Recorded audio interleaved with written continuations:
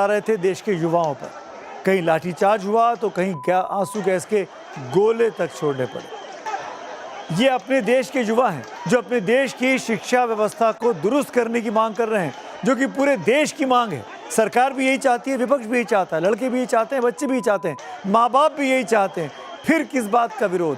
फिर क्यों लाठियां बरसाई जा रही हैं अपने ही देश के युवाओं पर? गांधी तो अंग्रेजों से लड़ रहे थे, ये तो अपने देश के बच्चे हैं। कहीं से प्रदर्शनकारियों के घायल होने की तस्वीरें आई हैं तो कहीं से पुलिस कर्मियों के भी चोटिल होने की खबरें हमको मिली हैं। ज़्यादातर चोटें प्रदर्शनकारियों की है, युवाओं की है, जिनके सर फूट गए हैं, जिनके कपड़े फाड़ दिए गए हैं। कुल मिलाकर आज नई दिल्ली के आसपास दिन भर इसी तरीके की अफरा तफरी मची रही और ये सब कुछ संसद भवन परिसर के 2 किलोमीटर के दायरे में चल रहा था। लेकिन सवाल ये कि आखिर ऐसा हुआ क्यों? दिल्ली पुलिस स्थिति को संभाल क्यों नहीं पाई, या जानबूझकर दिल्ली पुलिस ने स्थिति को बिगड़ने दिया? आखिर प्रदर्शनकारियों पर लाठीचार्ज की नौबत क्यों आई?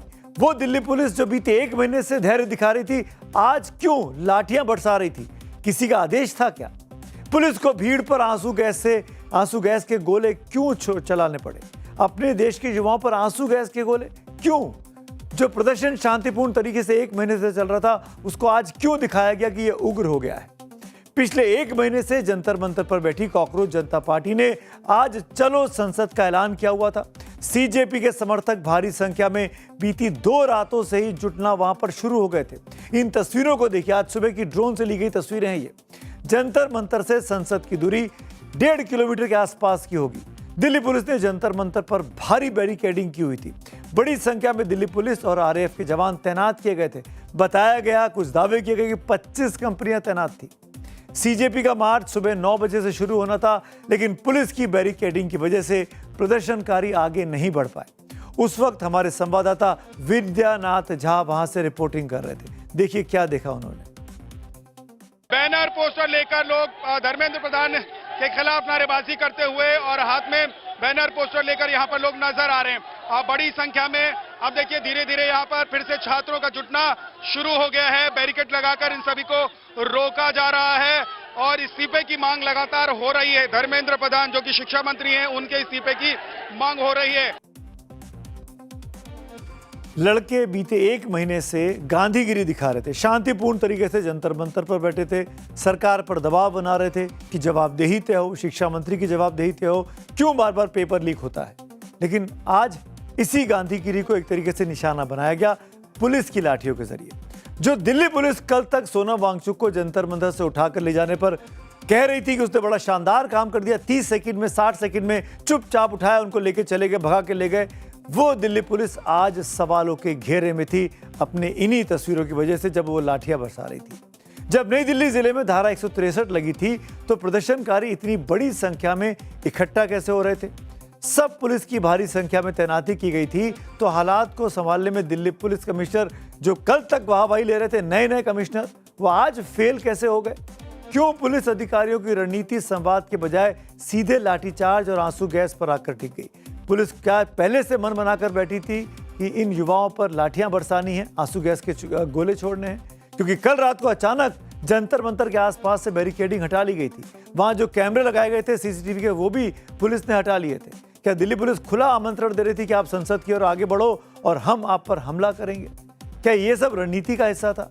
क्या पुलिस का खुफिया तंत्र पूरी तरीके से फेल हो गया, या जानबूझकर हालात को इस मोड़ तक आने दिया कि इस प्रोटेस्ट को बदनाम कर दिया जाए? पुलिस का दावा है कि प्रदर्शनकारियों की तरफ से उन पर पथराव किया गया था, जिसके जवाब में बल प्रयोग करना पुलिस की मजबूरी हो गई थी। पुलिस ने कहा कि हल्का बल का प्रयोग किया गया है, लेकिन जो तस्वीरें मैंने आपको दिखाई, हमारे कैमरे में कैद हुई, क्या वो हल्का बल कहलाएगा? आप खुद तय करिएगा।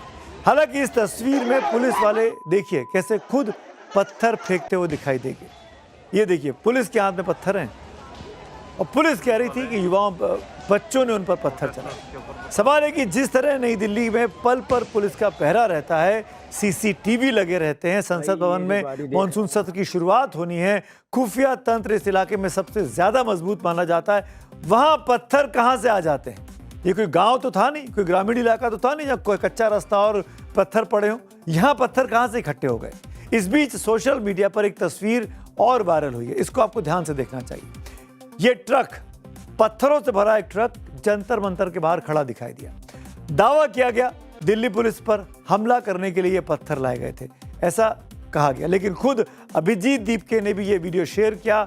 दीपके ने पूछा अपने ट्वीट के जरिए कि आखिरकार ये ट्रक जंतर मंतर तक कैसे पहुंच गया जिसमें पत्थर ही पत्थर भरे हुए हैं। ऐसा कहा गया था दीपके और दीपके की टीम की तरफ से कि उनके इस प्रोटेस्ट को बदनाम किया जा सकता है, उन पर पत्थर बरसाकर, ये कहते हुए कि ये लोग तो पत्थर चला रहे थे। पुलिस अधिकारी ने इस ट्रक को वहां से क्यों नहीं हटाया कल रात को? सवाल ये भी है कि इतना बड़ा ट्रक नई दिल्ली में घुस कैसे आता है, वो कि जब वहां पर तमाम धाराएं लगी हुई हैं। जंतर मंतर का इलाका जब बड़ी संख्या में युवा इकट्ठा थे बीते 2 दिनों से, दिल्ली पुलिस को इसकी जानकारी तक क्यों नहीं मिल पाती है?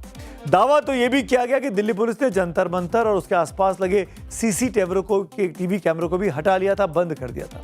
जो बीते 1.5 महीने से 1.25 महीने से लगातार निगरानी कर रहे थे, वो क्यों कैमरे हटा लिए गए?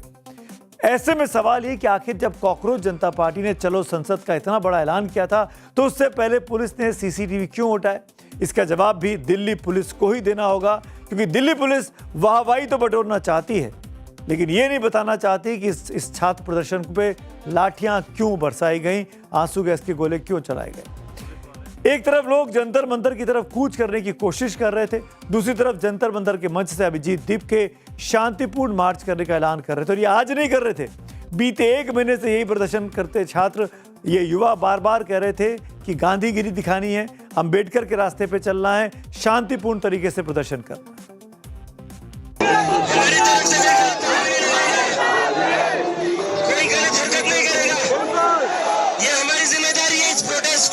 इस मार्च को पीसफुल रखना है। बिल्कुल 1 महीना जहाँ बैठे सोनम सर ने अपनी जान दांव पर लगाई इस प्रोटेस्ट के लिए, हम इस प्रोटेस्ट को बदनाम नहीं होने दे सकते। और दिल्ली में इन युवा प्रदर्शनकारियों को रोकने के सुरक्षा के लिए बेहद खास सुरक्षा इंतजाम किए गए थे। लगातार इस बात को कहा गया, जैसे कहा गया कि नई दिल्ली में धारा 163 लगा दी गई है। जंतर मंतर पर सुरक्षा के लिए दिल्ली पुलिस की 2 लेयर और अर्धसैनिक बलों की 1 लेयर तैनात कर दी गई है। संसद, Jantar Mantar, Central Vista, Connaught Place, Shankar Chowk और अन्य संवेदनशील इलाकों में अतिरिक्त जवानों की तैनाती तक कर दी गई है। किसी भी आपात स्थिति से निपटने के लिए रिजर्व पुलिस बल को स्टैंड बाय पर रखा गया। पुलिस और सुरक्षा एजेंसियों को लगातार दिन रात पेट्रोलिंग पर लगाया गया था। ये तमाम बड़े बड़े दावे किए गए थे। दिल्ली पुलिस ने साफ किया था कि चलो संसद मार्च की अनुमति नहीं दी गई है और किसी भी प्रदर्शन को संसद की ओर जाने नहीं दिया जाएगा। पुलिस किसी भी कीमत पर प्रदर्शनकारियों को जंतर मंतर पर रोकना चाहती थी। वो प्रदर्शनकारी हर कीमत पर संसद भवन की तरफ जाना चाहते थे। यानी पुलिस कह रही थी कि प्रदर्शन जंतर मंतर तक ही सीमित हो, फिर वो बैरिकेड हटा लेती है, फिर वो कैमरे हटा लेती है और फिर वो बातचीत की बात करती है अभिजीत दीपके और उनकी टीम से। तो एक तरफ बातचीत की शुरुआत की जाती है और वहाँ कॉल दिया हुआ था युवाओं को कि जंतर मंतर पर आओ और संसद की ओर कूच करो, हमको संसद पर चलना है, चलो संसद का नारा दिया था। फिर क्या हुआ, आप और हम, वो पूरे देश ने आज दिन भर वो तस्वीरें देखी।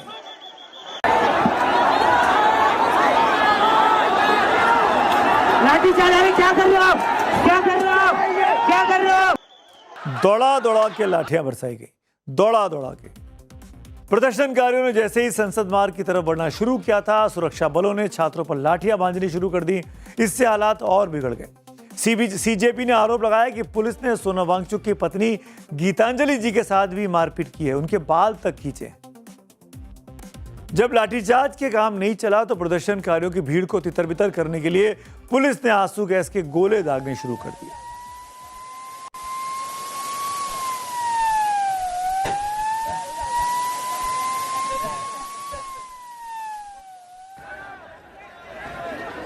पुलिस के सेक्शन से चारों तरफ सिर्फ चीख पुकार और भगदड़ मच गई।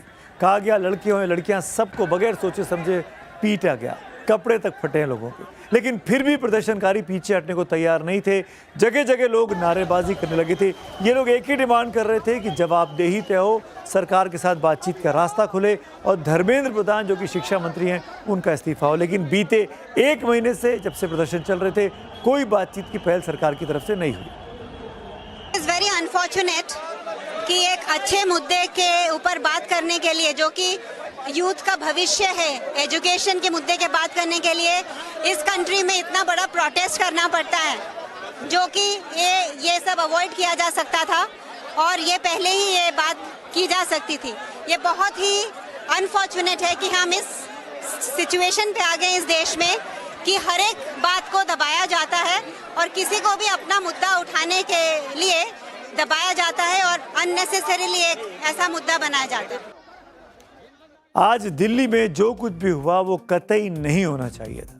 जिस संसद में देश के भविष्य का खाका खींचा जाता है, उसी संसद से कुछ ही दूरी पर देश का भविष्य अपनी किताबों, अपनी परीक्षाओं और अपने हक की खातिर लाठियां खा रहा था। लोकतंत्र में असहमति जताने का अधिकार सबको है। ये सबसे पवित्र संवैधानिक हक है।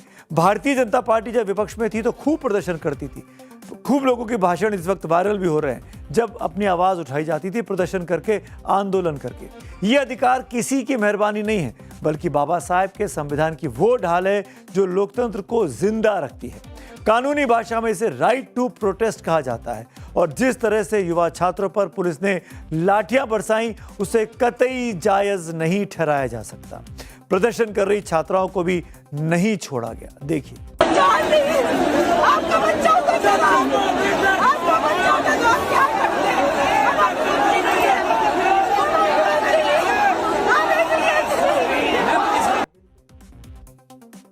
इस बीच जिस नई दिल्ली की सड़कों पर संग्राम मचा हुआ था, उस वक्त सुबह करीब 11:30 बजे सोनम वांगचुक ने अस्पताल से एक पत्र लिखा, जिसमें उन्होंने संसद भवन तक होने वाले सीजेपी के मार्च में शामिल होने की इच्छा जताई। सोनम वांगचुक इस समय सफदरजंग अस्पताल में भर्ती कराए गए। दिल्ली पुलिस, आपको याद होगा, 2 दिन पहले उनको जंतर मंतर से जबरन उठाकर ले गई थी। हालांकि उनकी पत्नी सोनम को निजी अस्पताल में शिफ्ट करने की मांग लगातार कर रही हैं। इस बाबत वो कोर्ट तक पहुंची थी। दिल्ली हाईकोर्ट का दरवाजा उन्होंने कल खटखटाया था, जहां से उनको रिलीफ नहीं मिला था। आज उस फैसले के खिलाफ वो दिल्ली हाईकोर्ट के डिवीजन बेंच में उन्होंने एक एप्लीकेशन लगाई। कोर्ट ने सफदरजंग अस्पताल के मेडिकल सुपरिटेंडेंट को सभी मेडिकल रिपोर्ट के साथ कल कोर्ट में आने को कहा है। इस पर अब कल दोपहर में 12:30 बजे के आसपास सुनवाई होगी, जिसमें तय होगा कि जिस सोनम वांगचुक को बगैर किसी अपराध के पुलिस की कैप्टिविटी में कथित तौर पर रखा गया है, आखिरकार वो अपनी मर्जी के अस्पताल में अपना इलाज क्यों नहीं करा सकते, पुलिस ही उनका इलाज क्यों कराएगी,